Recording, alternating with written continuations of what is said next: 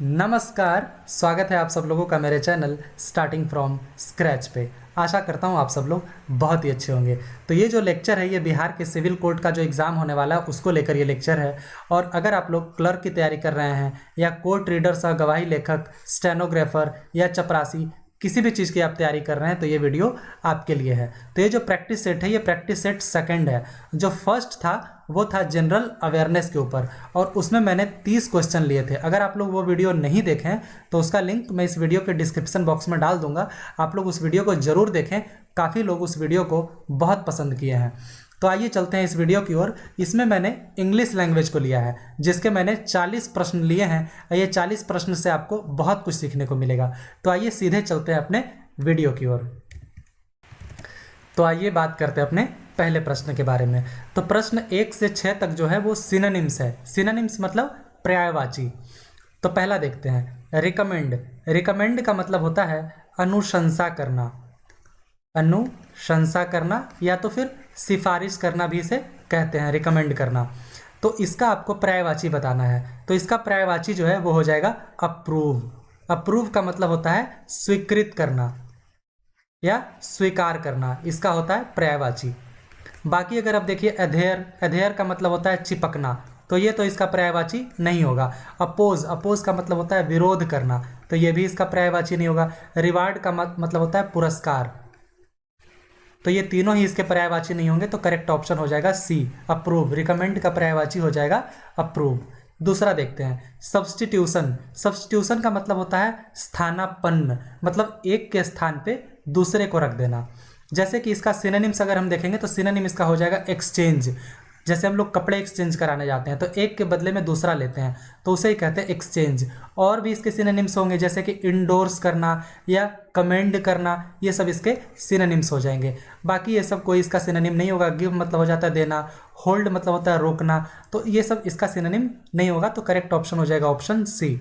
तीसरा देखते हैं, सस्टेन। सस्टेन का मतलब होता है कायम रखना या बनाए रखना, तो इसका जो सिनोनिम हो जाएगा वो हो जाएगा सपोर्ट। सपोर्ट का मतलब हो जाता है कि किसी को सपोर्ट देना, तो वही सस्टेन मतलब कायम रखना, मतलब मेरा सपोर्ट तुम्हें बरकरार है, कायम है, तो ये हो जाएगा इसका सिनोनिम। इसके अलावा अगर आप देखिए, वीकेंड मतलब होता है कमज़ोर करना, तो ये तो होगा नहीं। सस्पेक्ट होता है संदेह करना, तो ये भी नहीं होगा। बिलीव मतलब विश्वास करना, तो ये भी इसका सिनोनिम नहीं होगा, तो इसका होगा सपोर्ट। और भी इसके सिनोनिम अगर देखें हम लोग सस्टेन का, तो वो हो जाएगा असिस्ट। इसका और भी सिनोनिम हम लोग देखेंगे तो असिस्ट के अलावा हो जाएगा सपोर्ट करना, जो यहाँ पे दिया हुआ है ऑप्शन बी में। फिर इसके अलावा अगर और भी देखें तो एक हो जाता है सकर, ये भी इसका सिनोनिम ही है। आइए अब देखते हैं चौथे प्रश्न में। चौथा प्रश्न है केओस। केओस हो जाता है मतलब अव्यवस्था या गड़बड़ी। जैसे कि अगर कहीं पे कानून व्यवस्था खराब हो जाता है किसी शहर में, तो हम लोग वहाँ अक्सर सुनते हैं कि कहते हैं केओस मच गया, मतलब एक अव्यवस्था मच गया, गड़बड़ी मच गया। तो इसका जो सिनोनिम है वो हो जाएगा डिसहार्मनी। डिसहार्मनी का मतलब होता है लय भंग, मतलब जो चीज़ लय में चल रहा है, कानून व्यवस्था एकदम लय में चल रही थी तो लय भंग हो गया, मतलब कानून व्यवस्था चरमरा गई। तो इसका जो सिनोनिम हो जाएगा वो हो जाएगा डिसहार्मनी। पांचवा देखते हैं हम लोग, रिलायबल। रिलायबल का मतलब होता है विश्वास के योग्य, विश्वसनीय, भरोसेमंद या भरोसे के योग्य। तो इसका क्या हो जाएगा, इसका हो जाएगा स्टेबल। स्टेबल इसका हो जाएगा। स्टेबल मतलब कि होता है कि मतलब एक जगह स्थिर, तो उसे कहते हैं भरोसे के योग्य। या तो फिर आप कह सकते हैं ऑथेंटिक। ऑथेंटिक ये भी इसका सिनोनिम ही हो जाएगा। या तो फिर आप कह सकते हैं डिपेंडेबल। डिपेंडेबल, ये सारे ही इसके सिनोनिम हो जाएंगे। बाकी अगर ऑप्शंस देखिए, डिसऑनेस्ट मतलब बेईमान, तो ये तो होगा नहीं। फॉल्स मतलब हो जाता है गलत, तो ये भी नहीं होगा। वीक मतलब कमज़ोर, तो ये भी इसका सिनोनिम नहीं होगा। छठा देखते हैं, हैम्पर। हैम्पर का मतलब होता है बाधा डालना, मतलब कोई किसी के काम में बाधा डाल रहा है तो उसको बोलते हैं हैम्पर कर रहा है। He is hampering my work, मतलब वो मेरे काम को रोक रहा है। तो इसका क्या हो जाएगा, तो इसका हैम्पर का जो हो जाएगा वो हो जाएगा ब्लॉक। ब्लॉक मतलब होता है बाधा डालना, बाधा डालना, तो ये इसका सिनोनिम हो जाएगा। बाकी अगर देखिए, पुश मतलब होता है धक्का देना, तो ये तो होगा नहीं। फैसिलिटेट, फैसिलिटेट का मतलब होता है आसान बनाना। परमिट का मतलब हो जाता है अनुमति देना, तो ये सारे ही इसके सिनोनिम नहीं होंगे। तो ऑप्शन हो जाएगा करेक्ट डी। तो ये 6 थे हमारे सिनोनिम। अब आगे जो हम लोग देखते हैं, विच best expresses the opposite meaning, मतलब यह है एंटोनिम, मतलब आपको यहाँ पे विपरीत अर्थ आपको बताना है, विपरीतार्थक शब्द है ये सब, आपको वो बताना है।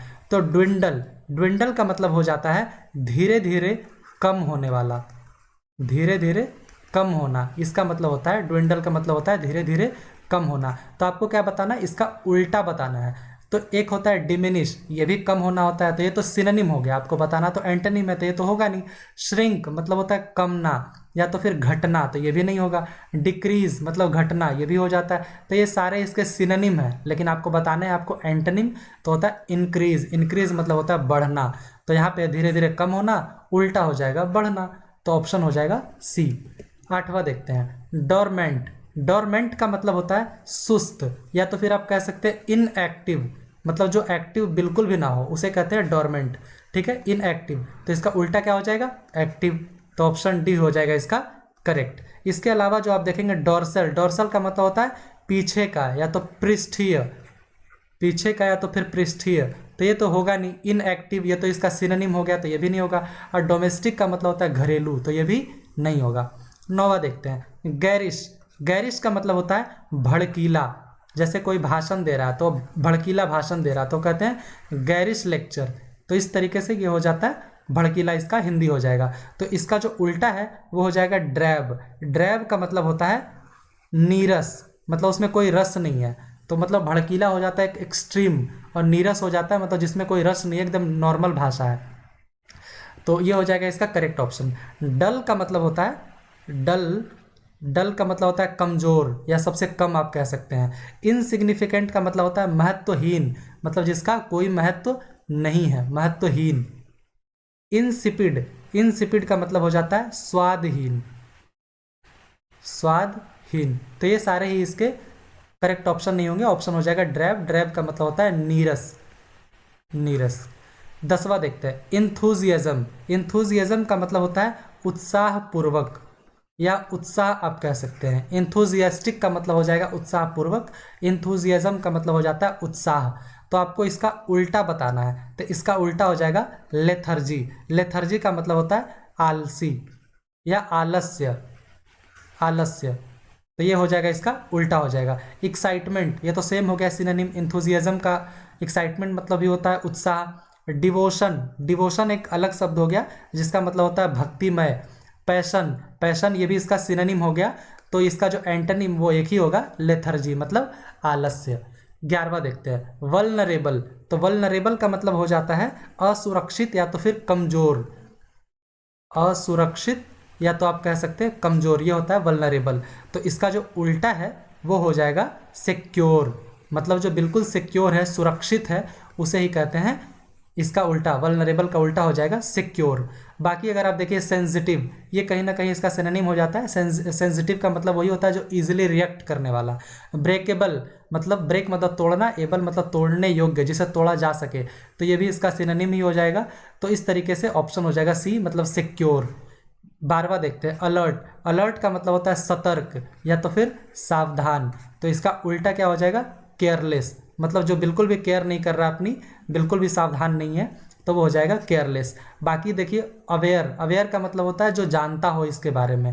एक्टिव, एक्टिव तो इसका सिनोनिम हो जाएगा, अलर्ट का हो जाएगा सिनोनिम, मतलब पर्यायवाची हो जाएगा। रेडी मतलब तैयार, तो ये सब पर्यायवाची हो जाएंगे। एक ही है जो कि विपरीत अर्थ निकल रहा है। केयरलेस मतलब होता है कि बिल्कुल भी जो ध्यान ना देता हो, लापरवाह, या तो फिर आप कह सकते हैं रेकलेस, रेकलेस ये होता है लापरवाह, या तो फिर आप कह सकते हैं हीडलेस, हीडलेस, ये सारे ही इसके विपरीत अर्थक शब्द है अलर्ट के। अब आगे देखते हैं। तो अगर आप लोगों को वीडियो अच्छा लग रहा है तो प्लीज़ चैनल को थोड़ा प्यार दीजिए, सब्सक्राइब कीजिए। आगे हम लोग आगे देखते हैं। आइए अब देखते हैं 13वें प्रश्न को। तो 13 से लेकर 18 तक जो क्वेश्चन है वो है वन वर्ड सब्स्टिट्यूशन, मतलब यहाँ पे जो लाइन दिया गया है, इस एक लाइन को आपको सिर्फ एक वर्ड में बताना है कि इसका मतलब क्या होगा। तो 13वां देखते हैं one who is great lover of books, मतलब एक ऐसा व्यक्ति जो कि किताबों का प्रेमी हो, जिसे किताबें बहुत पसंद हो, तो उसे कहा जाता है बिब्लियोफाइल, मतलब जिसे किताबें बहुत पसंद है, किताबें पढ़ना। बाकी के जो यहाँ पे ऑप्शंस है यही इसका करेक्ट ऑप्शन है, पहला का ये। बाकी अगर देखिए जीनोफाइल, जीनोफाइल का मतलब होता है एक ऐसा व्यक्ति जिसे फॉरेन कल्चर्स बहुत ही पसंद आता हो, चाहे वहाँ का कल्चर हो, कपड़े हो, मतलब हर चीज़ उसे, फॉरेन चीज़ें बहुत पसंद आती हो, उसे कहते हैं जीनोफाइल। पीडोफाइल का मतलब होता है बाल प्रेमी, मतलब एक ऐसा व्यक्ति जो कि बच्चों के साथ यौन संबंधों में लिप्त हो उसे कहते हैं पीडोफाइल। हीमोफाइल का मतलब होता है, ये एक बीमारी है बेसिकली, जिसमें ये होता है कि अगर आपको कट का निशान लगा है तो आपका जो ब्लीडिंग है वो बहुत देर तक होता रहता है, तो उस बीमारी को कहते हैं हीमोफाइल। दूसरा देखते हैं, the young one of a ship, मतलब भेड़ का एक छोटा बच्चा, भेड़ जो कि एक जानवर होता है उसका एक छोटे बच्चे को क्या बोलते हैं, तो उसे कहते हैं लैम। लैम मतलब होता है मेमना, तो भेड़ के छोटे बच्चे को कहते हैं मेमना। इसके अलावा अगर आप देखें किटेन, किटेन होता है मतलब बिल्ली के छोटे बच्चे को कहते हैं किटेन, बिल्ली के छोटे बच्चे को कहते हैं किटेन। कब, कब का मतलब होता है पशु के, किसी पशु के छोटे बच्चे को, मतलब पशु शावक को हम लोग कहते हैं कब। और किड होता है मतलब आदमियों के छोटे बच्चे, उसे कहते हैं किड मतलब छोटा बच्चा। 15वां देखते हैं, a group of people specially traders और pilgrims travelling together across a desert, मतलब कि एक समूह में एक लोग, कुछ लोग जा रहे हैं, चाहे व्यापारी हो चाहे पिलग्रिम हो। पिलग्रिम मतलब होता है तीर्थयात्री, तो वो लोग जब एक साथ जा रहे हैं तो उसको क्या बोलते हैं, तो उसको बोलते हैं कैरवां, मतलब एक कैरवां में लोग चल रहे हैं। बाकी अगर ऑप्शंस देखें जैसे कि कॉन्वॉय, कॉन्वॉय होता है जैसे नेता लोगों का गाड़ी जा रहा है, अक्सर अक्सर हम लोग न्यूज़ में सुनते हैं पीएम मोदी का कॉन्वॉय गुजर रहा था तो वहाँ से एक एम्बुलेंस आ रही थी, तो उसको कहते हैं कॉन्वॉय। मतलब कि कुछ लोग, चाहे नेता कह लीजिए या कुछ भी कह लीजिए, मतलब वाहनों में जा रहे हैं, या तो फिर जहाज़ों के काफिले को भी कॉन्वॉय कहते हैं। प्रोसेशन होता है बेसिकली जुलूस होता है, किसी धार्मिक कार्यक्रम का प्रोसेशन निकलता है उसे जुलूस कह सकते हैं। अब पैरेड जो होता है वो होता है पैराड, मतलब बेसिकली जो सैनिक लोगों का एक निकलता है ग्रुप लाइन में एकदम, उसको कहते हैं पैरेड। 16वां देखते हैं, फेवरेटिज्म ग्रांटेड इन पॉलिटिक्स और बिजनेस टू रिलेटिव्स, मतलब अपने रिश्तेदारों को पॉलिटिक्स में कुछ फेवरेटिज्म देना, मतलब उनके तरफ उनके लिए कुछ अच्छा करना, उनको आगे प्रमोट करना, उनको फेवरेटिज्म देना, या तो फिर बिजनेस में अपने लोगों को आगे बढ़ाना, तो उसे ही कहते हैं नेपोटिज्म। अक्सर हम लोग न्यूज़ में सब सुनते हैं कि नेपोटिज्म, जिसको हिंदी में कहते हैं भाई भतीजावाद, मतलब कि अपने भाई भतीजे लोगों को, मतलब अपने परिवार के लोगों को आप आगे बढ़ा रहे हैं, बाकी लोगों को जो डिजर्विंग लोग हैं उनको मौका नहीं दे रहे हैं, तो उसे ही कहते हैं नेपोटिज्म। रेड टेपिज्म होता है लाल फीताशाही।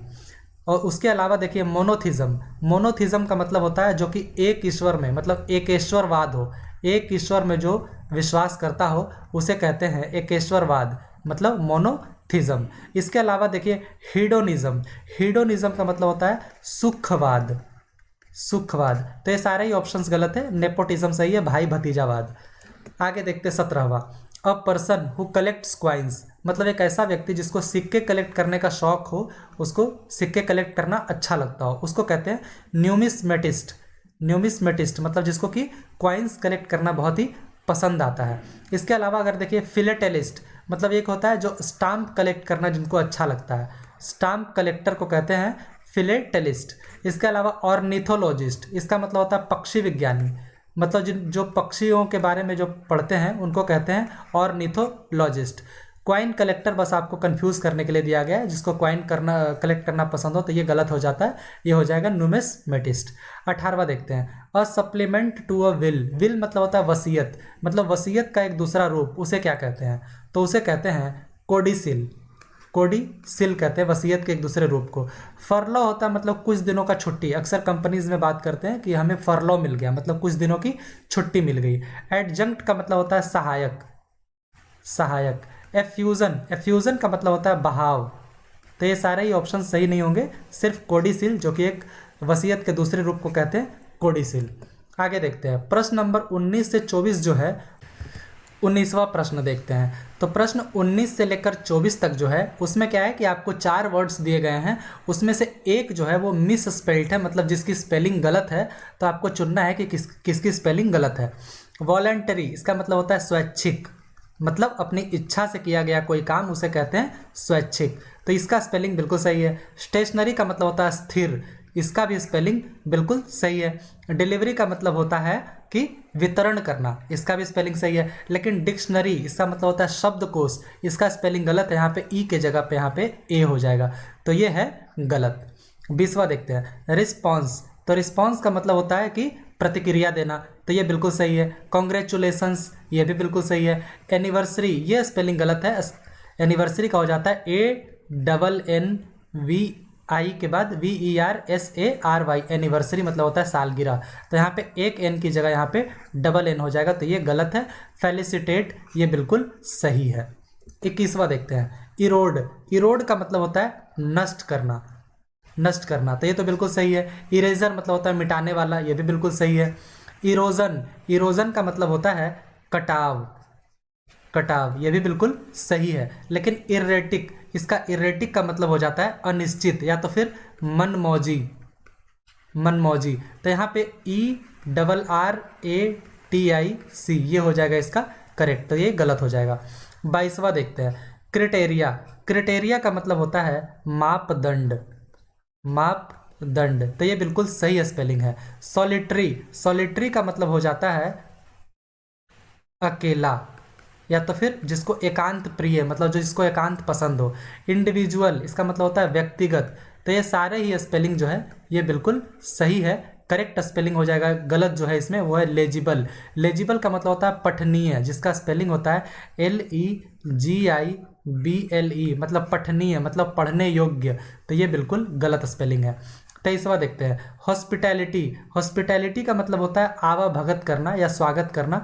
तो यहाँ पे यह स्पेलिंग बिल्कुल गलत है, यहाँ पे आई की जगह वाई हो जाएगा, तो ये सही हो जाएगा। हॉस्पिटैलिटी मतलब आवाभगत करना या स्वागत करना। हॉइस्ट, हॉइस्ट मतलब होता है फहराना। जैसे हम लोग बोलते हैं कि फ्लैग होइस्टिंग सेरेमनी, मतलब झंडे को फहराने का जो कार्यक्रम है वो कब होगा, तो हॉइस्ट मतलब होता है फहराना। होल्ड का मतलब होता है रोक कर रखना। तो बाकी हॉस्टल तो आप जानते ही है, तो करेक्ट हो जाएगा इसमें ए, मतलब इसका स्पेलिंग गलत है, यहाँ पे लास्ट में आई की जगह वाई हो जाएगा, मतलब आवाभगत करना। 24वां देखते हैं, सिरिल। सिरिल का मतलब होता है अनाज, अनाज, तो ये बिल्कुल सही है। टनल भी बिल्कुल सही है। रसल ये भी बिल्कुल सही है। रसल का मतलब होता है कि मतलब सूखे पत्तों की जो सड़सड़ाहट की आवाज़ होती है, या तो फिर कह दीजिए आप सड़खड़ाहट की आवाज़ जो होती है उसे कहते हैं रसल। विसल यहाँ पे गलत है, यहाँ पे WHISTLE हो जाएगा। विसल मतलब होता है सीटी बजाना, तो इसका हो जाएगा सी, जिसका स्पेलिंग गलत है। आगे देखते हैं, 25वां प्रश्न देखते हैं। तो ये जो प्रश्न है 25 से लेकर 30 तक वो बेसिकली इडियम और फ्रेज है। तो देखते हैं 25वां, पहला जो है, if you read between the lines you will appreciate what he rights. तो यहाँ पे जो अलग कलर से मैंने दर्शाया है रीड बिटवीन द लाइन्स, इसका मतलब इन चारों में से कौन सा होगा।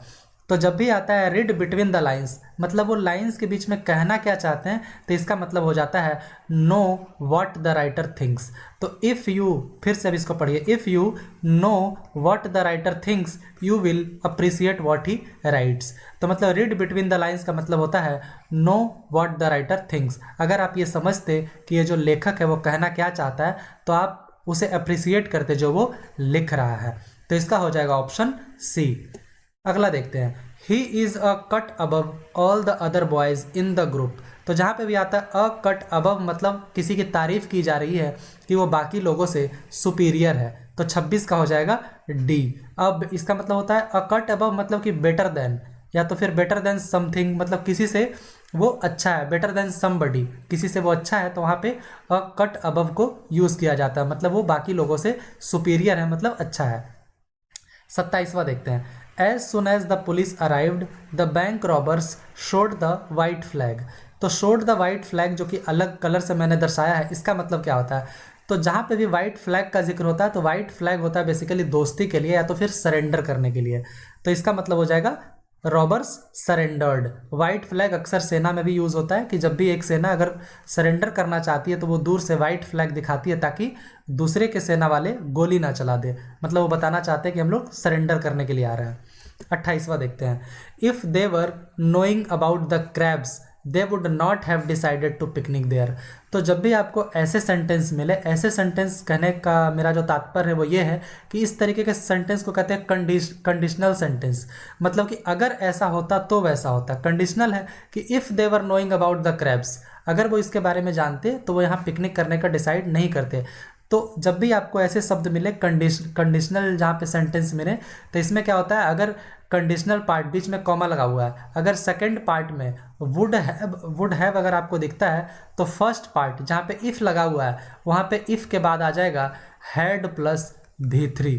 तो ऑप्शन में देखिए हैड प्लस V3 कहाँ है, सिर्फ एक ही जगह है, तो यहाँ पे हो जाएगा if they had known about the crabs, मतलब अगर वो क्रैब्स के बारे में जानते तो they would not have decided to picnic there, तो वो वहाँ पे पिकनिक करने का कभी डिसाइड नहीं करते। तो कंडीशनल शब्द में जब भी सेकेंड पार्ट में वुड हैव रहे तो फर्स्ट पार्ट में इफ़ के बाद हैड प्लस V3 लगता है, इसको याद रखिएगा।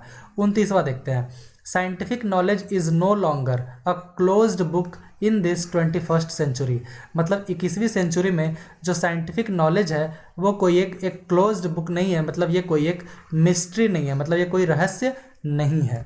30वां देखते हैं, Indian English has come of age and has been accepted as a legitimate category the world over, तो इसको क्या किससे एक्सचेंज कीजिएगा, लिटरेट, लोकल, इलीगल या नो इम्प्रूवमेंट, तो यहाँ पे हो जाएगा नो इम्प्रूवमेंट। यहाँ पे चेंज करने की कोई ज़रूरत नहीं है, लेजिटिमेट ही यहाँ पे सबसे बेस्ट ऑप्शन है।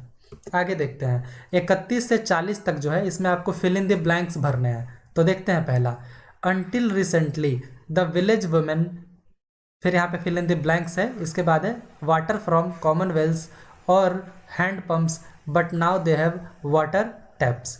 तो जब भी पानी अथवा कोई और सामान कहीं से ढोकर ले जाने के लिए हमेशा फेच का इस्तेमाल होता है, तो यहाँ पे आप इसको फेच को लगाइए। अनटिल रिसेंटली मतलब हाल तक ही जो गांव की औरतें थी वो फेच्ड वाटर फ्रॉम कॉमनवेल्थ, मतलब जो आम जो कुएं होते हैं वहाँ से वो पानी लाते थे, और या तो फिर हैंड पंप्स मतलब चापाकल से लाते थे, लेकिन अब उनके पास जो है वो पानी का नल है। तो जैसा कि मैंने आपको बताया, पानी अथवा किसी भी चीज़ को कहीं से ढो कर लेके जाना है तो वहाँ पे फेच का इस्तेमाल होता है। 32वां, I like to go on a trip with Rahul as he is cheerful and, तो यहाँ पे है कि मैं राहुल के साथ किसी ट्रिप पे जाना चाहता हूँ क्योंकि वो है चीयरफुल। तो चीयरफुल एक पॉजिटिव वर्ड है, तो जब भी आपको एक पॉजिटिव वर्ड मिले और बीच में एंड मिले तो दूसरे तरफ भी पॉजिटिव वर्ड ही आएगा। अगर एंड की जगह पे बट होता तो इस साइड नेगेटिव वर्ड आता, लेकिन चूंकि एंड है तो एंड को दो पॉजिटिव वर्ड से जोड़ते हैं। तो एक तरफ चीयरफुल है, इसके अलावा पॉजिटिव वर्ड कहाँ पे, क्लोज्ड, ये पॉजिटिव नहीं है, टेंस ये भी पॉजिटिव नहीं है, अनकेयरिंग ये भी पॉजिटिव नहीं है, लेकिन ईजी गोइंग जो है वो पॉजिटिव वर्ड है। अनकेयरिंग हो गया जो केयर ही नहीं करता हो, तो ये थोड़ी ना पॉजिटिव वर्ड होगा। टेंस जो हमेशा टेंशन में रहे, है ना, वो पॉजिटिव वर्ड तो है नहीं, तो इस तरीके से ऑप्शन हो जाएगा डी। 33वां देखते हैं, the farmers in this village there fields with water from the river, तो जब भी यहाँ पे सिंचाई की बात हो रही है तो उसका हो जाएगा इरिगेट, क्योंकि वो अपने खेतों की सिंचाई करते हैं नदी के पानी से, तो इरिगेट यहाँ पे, इरिगेट का मतलब होता है सिंचाई करना, तो यहाँ पे इरिगेट आ जाएगा। 34वां देखते हैं, electric gadgets make house course क्या, तो मोर कन्वीनियंट, मतलब कि बहुत ही आसान बना देते हैं अगर आपके पास इलेक्ट्रिक गैजेट्स हैं तो। 35वां देखते हैं, when the patient recovered he was fill in the blanks from the hospital, तो हॉस्पिटल से निकलने को हमेशा डिस्चार्ज यूज़ करते हैं, तो 35 का हो जाएगा बी, मतलब जैसे ही पेशेंट रिकवर किया तो वो हॉस्पिटल से डिस्चार्ज कर दिया गया। 36वां, my sister bought the watch, तो यहाँ पे कौन सा यूज़ होगा, तो एंटिक यूज़ होगा। एंटिक मतलब होता है पुरानी, एंटिक मतलब पुरानी होता है क्योंकि किसी को पुरानी चीज़ों का बहुत शौक होता है, तो इसीलिए यहाँ पे एंटिक का यूज़ होगा। 37वां देखते हैं, she fill in the blanks why I had not sent her an invitation, मतलब कि मैंने उसे मतलब उसने बोला, किसी लड़की ने बोला कि मैंने उसे इनविटेशन कार्ड क्यों नहीं भेजा, तो ग्रांट तो यहाँ पे यूज़ होगा नहीं। डिज़ायर्ड मतलब होता है इच्छित, मतलब इच्छा दिखाने वाली, तो इच्छा तो कोई दिखाते नहीं इनविटेशन के लिए। डिनाइड मतलब मना करना, ये भी नहीं होगा, तो हो जाएगा टोल्ड, मतलब उसने कहा कि मैंने उसे इनविटेशन कार्ड क्यों नहीं भेजा। 38वां, hill stations like Darjeeling and Nainital offer to very tourist during summer, तो यहाँ पे हो जाएगा सोलेस। सोलेस का मतलब होता है तसल्ली देने वाला, मतलब ये जो पहाड़ी जो स्टेशंस है, हिल स्टेशंस है, वो क्या करते हैं, मतलब दार्जिलिंग और नैनीताल जो है वो टूरिस्ट के लिए एक बहुत ही अच्छा एक तसल्ली देने वाला माहौल देते हैं, तो यहाँ पे हो जाएगा सोलेस। 39वां देखते हैं, the sports minister fill in the blanks the badminton association officials that all help will be given to them to conduct the tournament, तो यहाँ पे हो जाएगा एश्योर। एश्योर का मतलब होता है भरोसा देना, आश्वस्त करना, तो यहाँ पे है कि जो स्पोर्ट्स मिनिस्टर है वो क्या कर रहे हैं, बैडमिंटन एसोसिएशन ऑफिशियल्स जो हैं उनको आश्वस्त कर रहे हैं कि आपको सब तरह की मदद मिल जाएगी जो भी आपको टूर्नामेंट के लिए ज़रूरत है।